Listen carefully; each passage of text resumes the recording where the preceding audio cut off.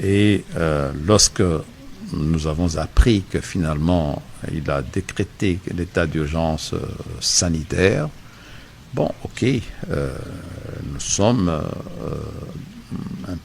avons été un peu surpris qu'on ait parlé de l'état d'urgence sanitaire. Mais nous sommes de responsables et nous avons considéré que dans un contexte comme celui-ci, ce n'est pas le juridisme qui prime, mais c'est la situation sur le terrain.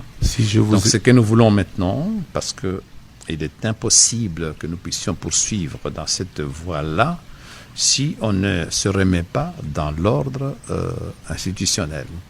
Et l'ordre institutionnel veut que dans des situations de crise comme celle dans laquelle nous nous trouvons aujourd'hui, les différentes institutions de la République, c'est-à-dire la présidence de la République, le Parlement dans son sens large, c'est-à-dire l'Assemblée nationale et le Sénat, puissent travailler ensemble pour trouver les solutions qu'il faut pour la République.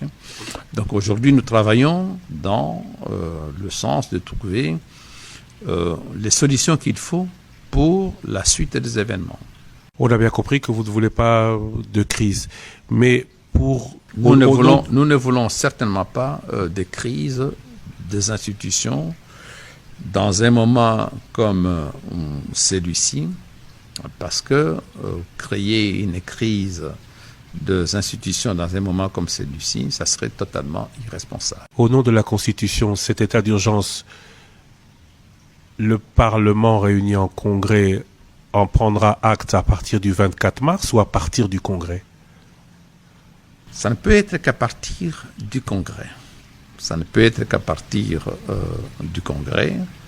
C'est pour cette raison que, après avoir examiné l'ensemble de la situation, avec nos différents services, nos collègues députés nationaux et sénateurs, ma collègue et moi-même avons fixé une ligne de conduite pour dire, écoutez, nous n'allons pas débattre sur le fait de savoir si oui ou non l'état d'urgence a été proclamé conformément à la Constitution ou pas.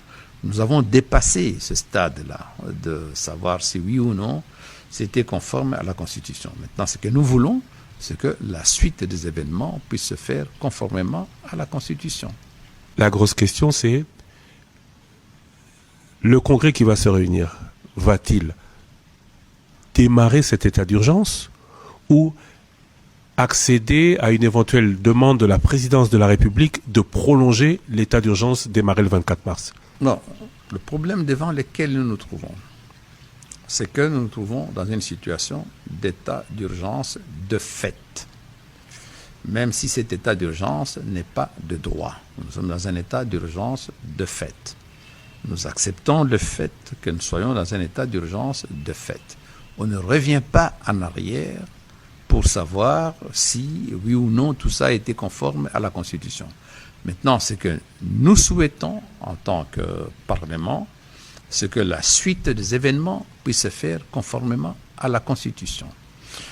Et la suite des événements veut que lorsqu'on a proclamé l'état d'urgence, même si dans les cas présents, c'était un état d'urgence de fait sanitaire, de fait, le président ne pourra pas proroger cet état d'urgence s'il n'a pas le point de vue du Parlement. Ce que nous voulons, c'est que pour le futur, le Parlement puisse jouer complètement son rôle.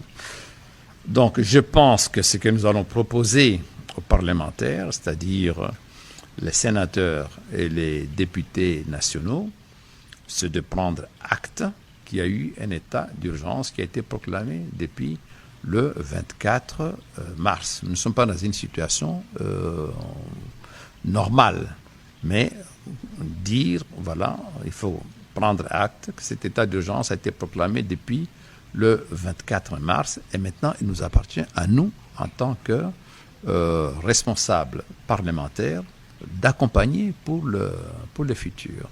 Parce que notre Constitution est très claire. Quand l'état d'urgence a été proclamé, dans les 30 jours, le président est tenu de demander... On l'a bien compris, la prolongation. La prolongation. Et dans l'hypothèse où il ne demande pas la prolongation, automatiquement, l'état d'urgence cesse d'avoir ses effets. Donc il peut être sûr qu'à l'issue de ce congrès, il obtiendra une prolongation d'1 mois. Cette question, nous allons la présenter. Ce n'est pas 1 mois. La Constitution est claire. Lorsqu'on a proclamé l'état d'urgence, sa durée normale est de 30 jours. Et puis, il peut demander une prolongation qui va de 15 jours.